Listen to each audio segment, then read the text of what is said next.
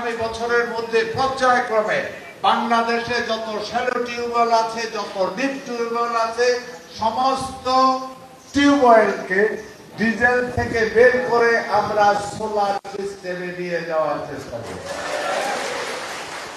কি উপকার হইব? এক বছর হয়তো যে খরচ আছে, হ্যাঁ ওইখানে আমরা আছি। আমরা আপনাদের ধারে সবচেয়ে পাবো না, সরকারও আপনাদের, আপনারাও আপনাদের, আমরাও আপনাদের।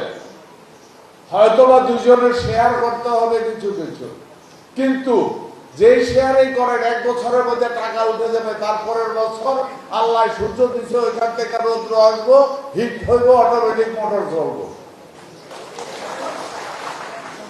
দুই, আপনাদের এখানে আমরা বলি বিজলি চমকা, বা এই দেশে সিলেটে কি বলে আমি হইতে পারতাম না, সেটা কি ঠাড়া ভরা হয়নি না,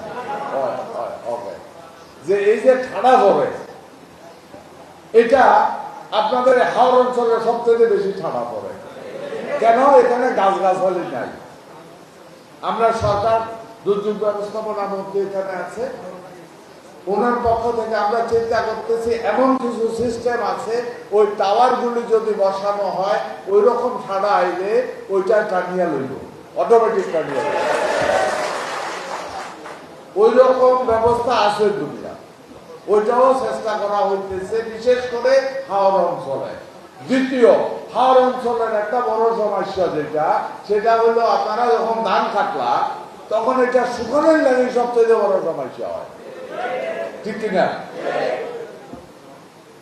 আপনারা, আমি দেখছি এখানে আসার পথে সবাই চারবার দিয়েছে, ধান শুকাইতেছে।